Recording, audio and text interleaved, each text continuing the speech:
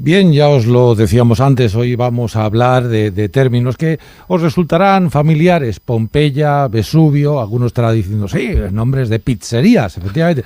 No, craso error. Bueno, vamos a saludar primero a nuestro invitado, conocido ya de muchos oyentes de Radio Valencia. Se trata del arqueólogo y antropólogo Llorenç Alapont. Llorenç, buenos días y bienvenido a este programa. Hola, buenos días. Mira, pues encantado de estar con vosotros. Llorenç ha estado muchos años investigando en Pompeya. Alguna pizza se habrá comido, ¿no? Bastantes. Muchas. Las pizzas en la zona. Pues son las mejores. Las mejores, ¿no? Las napolitanas siempre son las mejores. Sí. Claro, es patrimonio de la humanidad, claro, la pizza napolitana. Vaya. Bueno, pues ahí nos vamos a situar en el Golfo de Nápoles, donde se encontraba la ciudad de Pompeya, arrasada por la erupción del volcán Vesubio en el año 79. Que ya hace un poquito de tiempo. Pues 79, pero de otro siglo. Sí, no. Casi 2000 años. 79 después de Cristo. Exactamente. O sea que como te voy a decir, 1979. O sea, no, sin 1900. Hace casi 2000 años. Solo 79. ¿Verdad? Bueno, y Llorenç y su equipo llevan ¿cuántos años trabajando? Bueno, nuestro proyecto comenzó en el 2010. En el 2010, ya hace muchos años. Primero iniciamos las investigaciones en la necrópolis de Porta Nola con varias otras instituciones que han colaborado con nosotros, como la British School de Roma. Y el último proyecto, que ya llevamos, este es el tercer año, en la necrópolis de Porta Sarno, donde hemos hecho descubrimientos muy importantes que han cambiado la historia de Pompeya, bueno, y también del Imperio Romano, de la idea que se tenía sobre la historia del Imperio Romano en ese preciso momento del reinado de Nerón. Ya se lo has dicho a Santiago Posteguillo. Bueno, que han cambiado cosas. No, sí. Bueno, seguro que a Santiago le interesa mucho la historia de Nerón, un emperador que ha sido denostado, sobre todo porque persiguió a los cristianos, y el cristianismo pues triunfó como religión oficial, y eso hizo que los historiadores posteriores de alguna forma lo machacaran, ¿no? Pero Nerón fue uno de los mejores emperadores en cuanto a su preocupación por la cultura, por el arte, por la cultura griega, y era un emperador muy diferente a los demás, que no se llevaba muy bien con la aristocracia y con las altas élites, era muy popular y casi no estaba nunca en Roma, le gustaba más ir a Egipto, a Grecia, a Nápoles, a Pompeya. Claro que sí. Bueno, decir una cosa, de todo esto lo que vamos a hablar en los próximos minutos está reflejado en una exposición que acabas de inaugurar en la Facultad de Geografía e Historia y se llama Morir en Pompeya, digo, para que lo tengáis en mente. Sí. Claro, es una exposición que yo os invito a todo el mundo a que la visitéis porque os va a gustar mucho, porque además de que tiene una serie de información digamos fácil, ¿no? Para que las personas de a pie lo puedan entender, la historia de Pompeya y también de la erupción, y sobre todo del mundo funerario y de la muerte en Pompeya, porque el mundo funerario, o sea, la arqueología de la muerte, que es a lo que nosotros nos dedicamos, da mucha información sobre cómo era la vida de las personas. Era un momento trascendental que la gente la tenía que afrontar, y eso nos da mucha información. Y además son casi 60 fotografías en varios formatos, hechas por el fotógrafo profesional Alfio Gianotti, que es un fotógrafo italiano que trabaja con nosotros en el proyecto, donde se refleja todo el trabajo que conlleva una excavación arqueológica y también todos los descubrimientos que hemos hecho en estos últimos años. Ahora iremos hablando de ellos porque hay algunos pues trascendentales, otros muy, muy curiosos. Además, todos esos hallazgos incluso nos llevan a perfilar un poco más la fecha en que se produjo esa erupción del volcán, ¿no? Según hemos podido saber. Algunos decían en agosto, otros en otoño, pero según, por ejemplo, los frutos que se encuentren bajo las cenizas, nos dicen más o menos en qué época del año. Sí, hoy en día, bueno, en la actualidad ya está confirmado que la erupción no fue en agosto, sino fue en otoño, seguramente en el mes de octubre, en esa fecha, pero en el mes de octubre. ¿Por qué? Pues porque en principio los frutos que se encuentran son frutos de otoño. Pues por ejemplo se han encontrado pues restos de granadas, se han encontrado restos de ese tipo de castañas, cosas más de invierno, ¿no? Y además las pinturas, cuando se reflejaban que estaban en restauración, porque en el 62 y en el 63, en los años anteriores al terremoto, o sea, a la erupción, hubo un terremoto muy grande y muchas casas estaban reconstruyéndose. Entonces las pinturas reflejan los frutos de ese momento y son todos frutos de otoño. Pero además los ropajes que hemos podido ver, sobre todo los calcos que hemos analizado, son todas ropas de invierno, otoño-invierno, no son ropas ligeras. Eso junto a que hay algunos grafitis incluso que se han descubierto donde se pone una fecha posterior a agosto de ese año. Entonces, por varias vías se ha confirmado hoy en día que el terremoto fue en octubre, seguramente, y no en agosto. La última gran erupción que todos tenemos en mente es la de La Palma, que fue además televisada para todo el mundo. Sí. Por eso nos sirve un poco de referencia. ¿Cómo fue la erupción del Vesubio comparada con la que hemos visto en directo todos? Bueno, pues digamos que la erupción de La Palma fue como, digamos, un juego de niños comparado a lo que es la erupción del Vesubio. No tiene nada de comparación. O sea, la erupción del Vesubio fue una erupción bestial, totalmente destructiva. Duró 48 horas. Las primeras 24 horas el volcán estuvo expulsando piedra pómez en cantidades bestiales, toneladas y toneladas, hasta el punto, se ha calculado unos 10.000 millones de toneladas de piedra pómez, que llegó a cubrir la ciudad de Pompeya hasta 4 metros de altura. Totalmente sepultada. Totalmente sepultada por piedra pómez. Pero la piedra pómez, que es una piedra ligera, es lo que realmente ha protegido la propia Pompeya. Es como meter, digamos, cuando hacemos un regalo y metemos estas cosas de corcho para que se proteja, pues eso hizo la piedra pómez en Pompeya. Y después, claro, los terremotos que se fueron sucediendo hasta las diferentes olas piroclásticas, que son, digamos, una especie de tsunamis de aire caliente que arrasaban todo lo que pillaban, vaya. Y hallazgos, bueno, para mí hay uno muy llamativo, y es que encontrasteis lo que puede ser el vino más antiguo del mundo. Bueno, que esto no puedo decir nada. Pero bueno, no. Ya... No puedo decir nada. No. Lo voy a explicar porque, digamos que confirmar que una cosa puede ser la más antigua del mundo, pues tiene muchas complicaciones, se tienen que hacer muchos análisis, hay muchos laboratorios que están implicados en estos análisis, y cuando tengamos los resultados de estos análisis, que esperemos que sean positivos, el siguiente paso es publicarlo en una revista científica de impacto, pues probablemente Nature o Science. Y una vez salen publicados y están, digamos, comprobados, verificados por este tipo de revistas, entonces es cuando lo podemos dar a conocer. Pero ahora sí, aparte de esto, que es por ahora como anécdota, ¿qué hallazgos importantes habéis llevado a cabo a lo largo de estos 13 años? Bueno, hemos conseguido hallazgos muy importantes, ¿no? Por enumerar algunos, en principio, desde descubrir las tumbas de los primeros, de los únicos conocidos esclavos públicos de Pompeya. Los esclavos públicos eran como ahora serían los funcionarios. No eran, tenían una vida mejor que muchas personas libres. De hecho, hay muy pocos esclavos públicos que pidieran que los liberaran. Entonces, esto es una cosa muy interesante que hemos descubierto. Incluso las tumbas de los soldados pretorianos eran unos soldados que enviaban a ciertos lugares, eran la guardia personal del emperador, que el emperador enviaba a ciertos lugares donde había alguna revuelta, o incluso cuando él visitaba estas ciudades, llevaba su guardia pretoriana. Los soldados pretorianos tenían el derecho que allá donde morían en acto de servicio, la ciudad tenía que pagarles el funeral, la tumba. Entonces sabemos que estos soldados pretorianos probablemente murieron en acto de servicio en esta ciudad.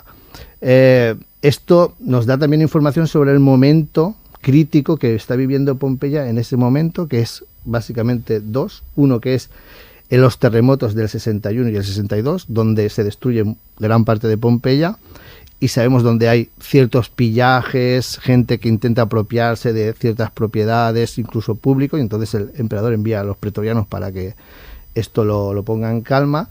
También sabemos que años antes hubo una gran, revuelta, pelea en el anfiteatro entre dos aficiones, y que hubieron muertos, y es probablemente que estos hooligans... Nada ha cambiado, ¿eh? No ha cambiado nada. La historia se repite, fíjate, 2000 años después. Este lío entre los hooligans de Pompeya y de Nochera ya llevaba tiempo, y entonces se enviaron a la Guardia Pretoriana porque hubieron muchos muertos. O sea, realmente los hooligans de aquella que eran aficionados de un gladiador o de otro, pues hubo unas revueltas y enviaron. Y después otra posibilidad que seguramente también es muy interesante es la visita del propio Nerón a Pompeya después de los terremotos.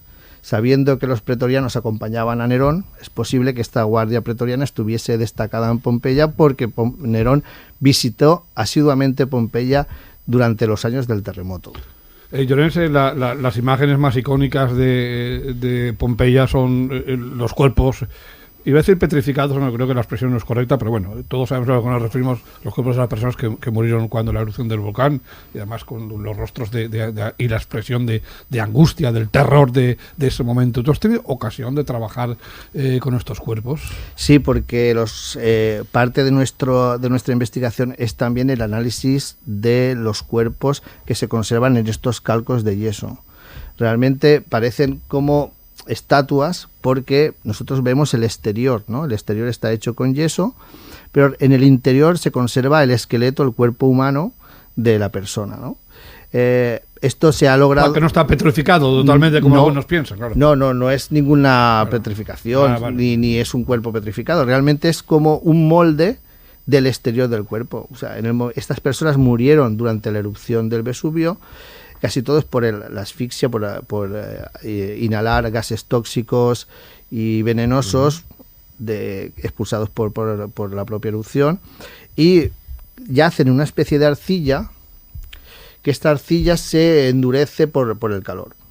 Cuando el cuerpo se descompone, hay un espacio vacío, los huesos caen, y Giuseppe Fiorelli tuvo la genial idea de hacer un pequeño orificio y verter yeso en ese orificio, de forma que rellenaba ese espacio vacío, después retiraba las cenizas y quedaba la impronta del cuerpo de esa persona, incluso con los tejidos, las zapatillas, la postura idéntica del momento en que fallecieron, y es una imagen muy impactante. Pero para nuestro interés arqueológico y antropológico, lo interesante es que los huesos se han conservado en el interior de esos calcos, y estudiando los huesos podemos saber pues la edad, el sexo, si tuvieron enfermedades, información, digamos, biológica muy importante para nosotros.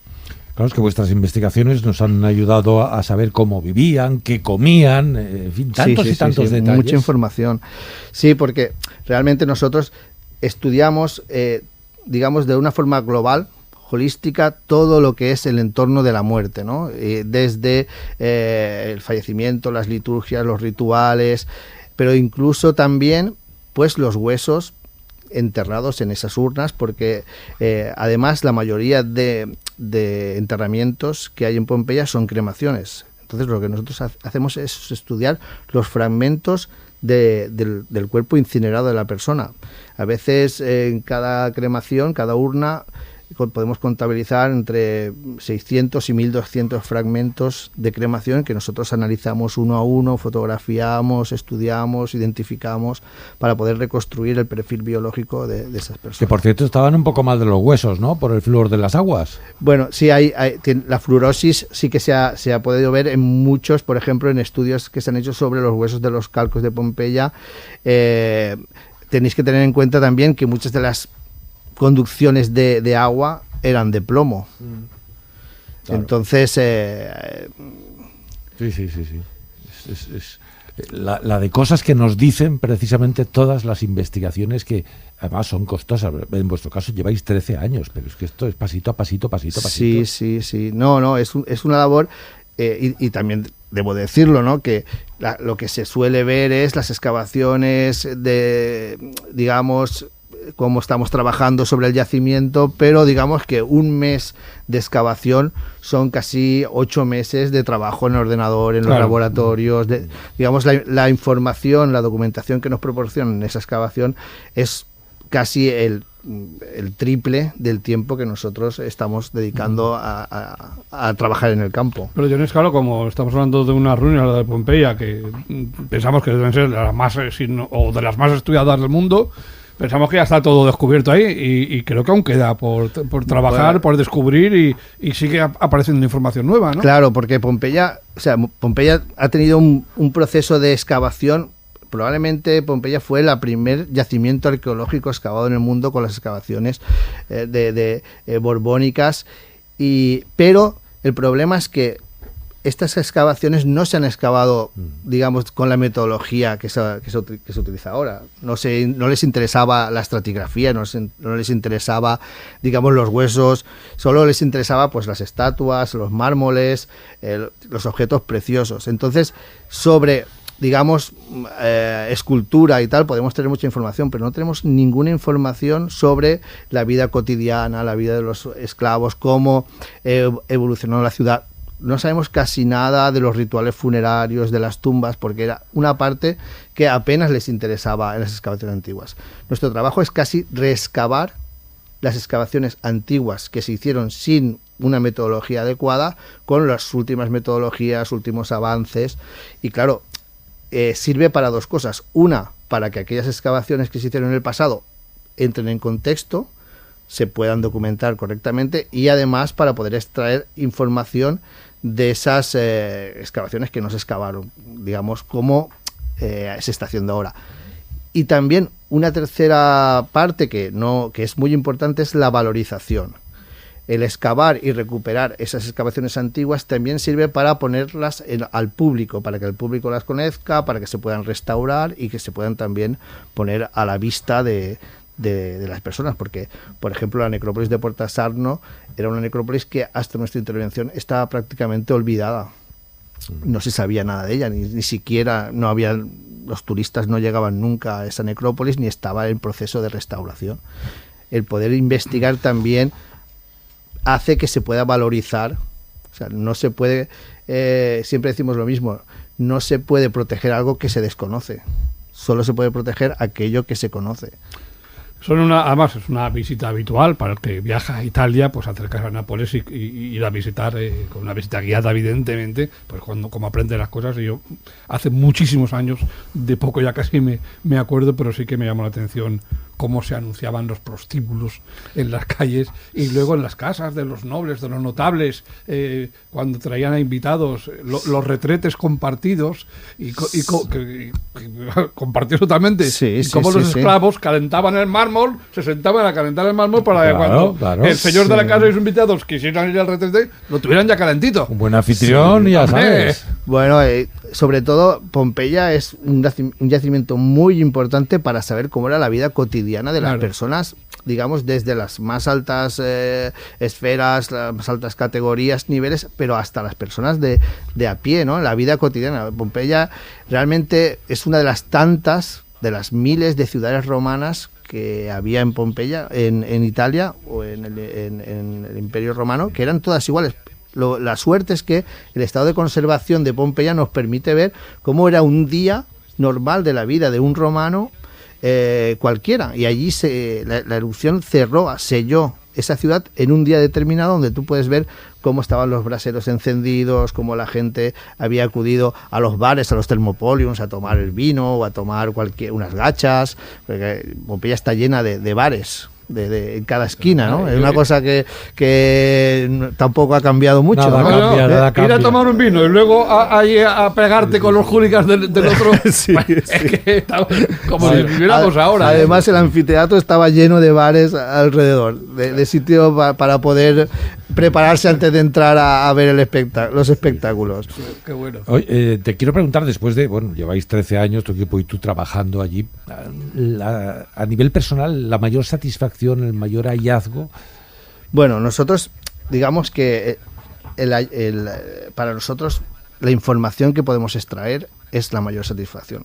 O sea, nosotros vamos a Pompeya para intentar extraer información inédita, que es verdad que cambie un poco la historia de Pompeya y también en consecuencia del Imperio Romano. Esto siempre ha sido nuestro objetivo. O sea, nosotros no vamos simplemente para excavar a Pompeya. Hay muchos yacimientos también en España y en otros países, pero Pompeya te da una información básica, ¿no? Evidentemente, nuestro hallazgo que tuvimos hace 2 veranos, descubrir la tumba de Marcus Venerius Secundio, que contiene 3 de las, no solo un hallazgo, es 3 de las cosas únicas que aparecen en Pompeya y en consecuencia también en el Imperio Romano. Primero, descubrimos la única tumba de inhumación que hay en Pompeya, porque en esta época todo el mundo se incineraba. Era el único que decidió no quemarse en la pira, sino inhumarse, enterrarse. Segundo, es el cuerpo, el esqueleto mejor conservado de toda Pompeya, porque esta persona, Marcus Venerius, decidió embalsamarse y por tanto conserva el cabello, una oreja, parte de restos de los órganos internos y sobre todo, finalmente, tiene una inscripción, la inscripción donde cuenta su vida, que fue un esclavo público, fue, digamos, el encargado de custodiar el templo de Venus y que después fue liberado miembro del club de élite de los Augustalis. Vaya carrerón.